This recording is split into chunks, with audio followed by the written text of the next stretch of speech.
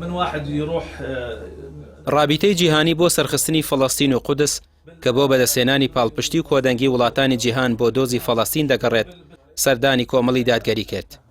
لە کۆبوونەوەیەکی گشتیدا لەگەڵ کادیران و سەرکردایەتی کۆمەڵ لە سلێمانی باز لە دۆخی ئێستای غەزە و ڕووداوەکانی کران.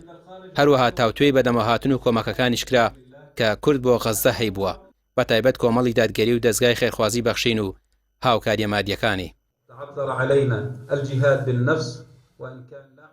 ونحن بأمس الحاجة لها. بەناوی یاوپەیمانێتی و گەلی فەڵەستینی پاسەوان لە بەیت المقەدیس و چواردەوری هەروەها بەناوی مجاهیدانی غەزەوە سوپاسان دەکەین بۆ ئەو ئەرکەی پێشکەشی دەکەن لە کوردستان. موژدەتان پێدەدەین کە پشتیوانی وەسانتان لە پشت براکانتان گەیشتووە بە کەرتی غەزە و زۆر سوپاسان دەکەین.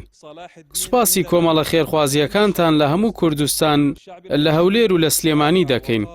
هەروەها سوپاسی هەوڵەکانتان دەکەین لە پاڵپشتی میدیاییتان بۆ خستنە ڕووی ئەو ڕاستیانەی کە ڕوودەدات لەسەر کەرتی غەزە و بەرگریکردن لە بەرگری خوازان و پەرپەرجانەوەی پرۆژەی ڕاگەیاندنی خراپی قەوارەی زایۆنی. ئەندامانی شاندەکەی رابطەی جیهانی بۆ سەرخستنی فەڵەستین و قودس تیشیان خستە سەر ڕووداوەکانی غەزە و ئەوەی ئێستا لەوێ دەگوزارێت.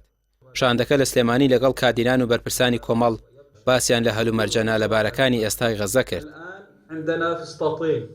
بوون لە شاری سلێمانی پێشوازیمان کرد لە وەفدێکی ئەوەی پێداون دەوترێ هاوپەیمانێتی بۆ شکۆدارکردنەوەی کێشەی فەلەستین و قودس ئەوە بەرگریکردن لەو دۆسیە هاتن دامەزراوەکانی کۆمەڵیان بینی و خۆشحاڵ بوون و ئەان زانیاری زۆر باشیان هەبوو لەو پشتیوانە گەورەیە کە لە کێشەی فەلەستینەکرێ بە تایبەت لەم تازەکە کە تۆفانی ئەقسایە لەو گرفتانەوە هەر هەموو توانیان بە چاکی بیبینەوە چونکە ئەوان دۆستایەتێکی کۆنیان هەبوو لەگەڵ کێشەی کووردا و لەگەڵ ناسینی کەسایەتی کورد لە زمانی باپیرەمان سەلاحەددینەوە کە قودسی ڕزگار کردووە سەروەریەکی زۆر گەورە بووە.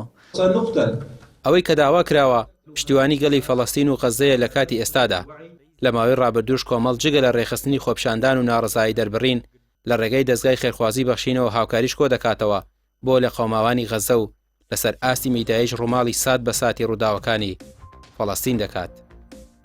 ڕامیار عوسمان، کەناڵی پێام، سلێمانی.